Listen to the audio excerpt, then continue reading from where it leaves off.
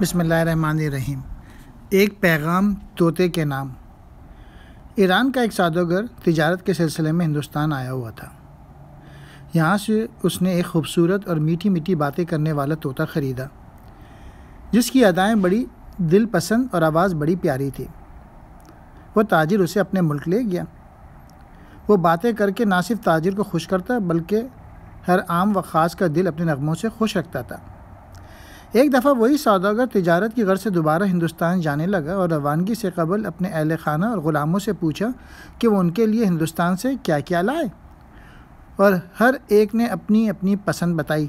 طوطے سے کہا، تم بھی بتاؤ تمہاری کیا فرمائش ہے؟ طوطے نے کہا، میری صرف یہ درخواست ہے کہ دوران سفر جب تم فلاں دریا کے پار ہو جاؤ گے تو تمہیں وہاں ایک پرفضا جزیرہ نظر آئے گا۔ وہاں میرے ہم جنس طوطوں کو سلام پہنچا کر کہنا کہ تمہاری قوم کا فلاں طوطا میری قید میں ہے اور تمہاری ملاقاتوں کو جی ترس گیا ہے۔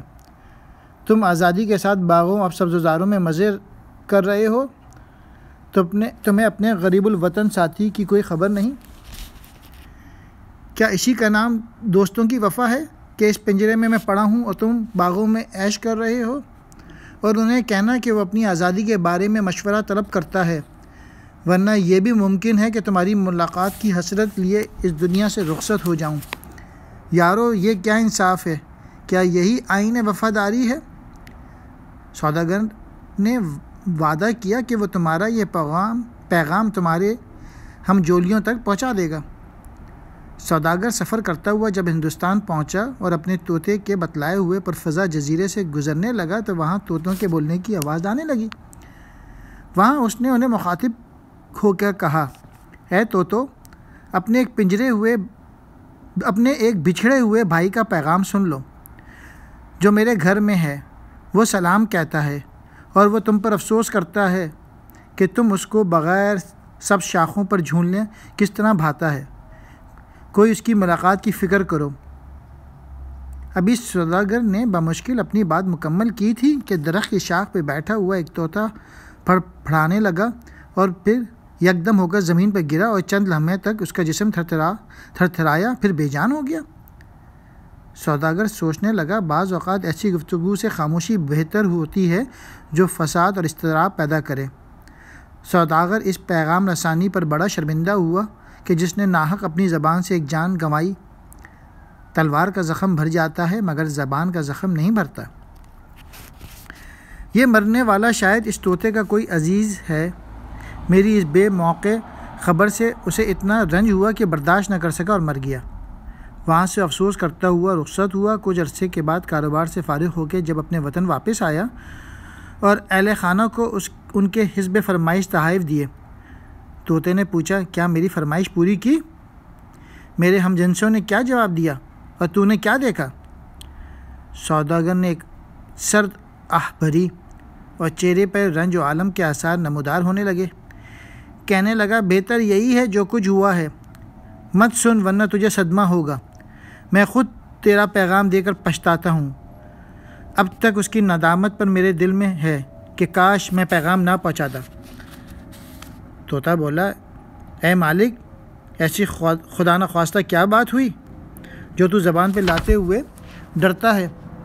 بے تکلف بیان کر، اب جو ہونا تھا ہو گیا۔ سوداگر کہنے لگا، جب میں ہندوستان کے اس پرفضا مقام پر پہنچا، وہاں کے طوطوں کو تیرا پیغام دیا اور جو تیرا حال تھا سب بیان کیا، معلوم ہوتا ہے ان میں ایک طوطا تیرا درد آشنا اور عزیز تھا۔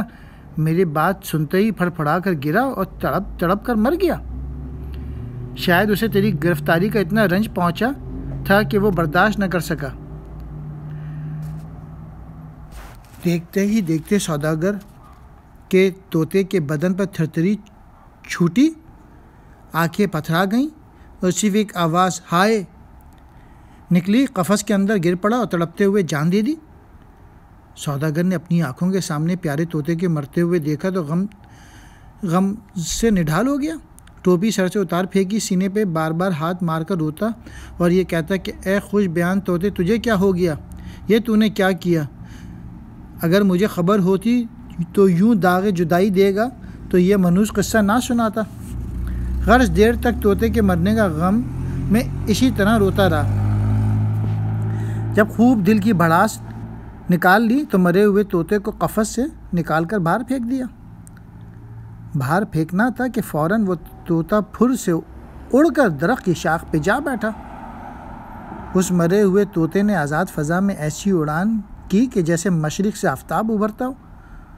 سوداگر گزرا ہوا معاملہ بھول گیا، طوطے کی اس حرکت پہ حیران و ششت رہ گیا اور کہنے لگا، اے چالاک پرندے، یہ کیا ماجرا ہے؟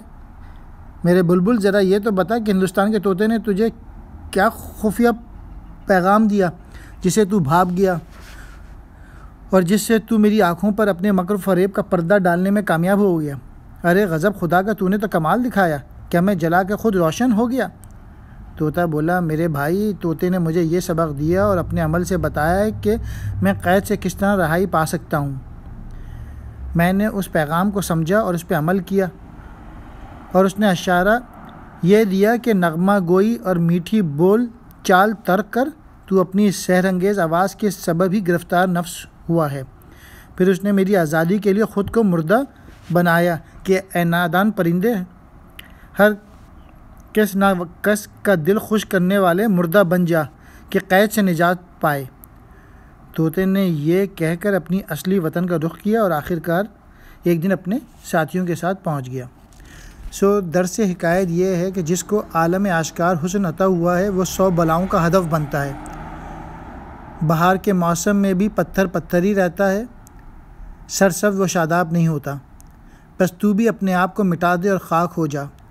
خاک سے سبزہ اور پھول پھوٹ پڑتے ہیں تاکہ تجھ سے بھی لالا و گل اگیں۔ شکریہ۔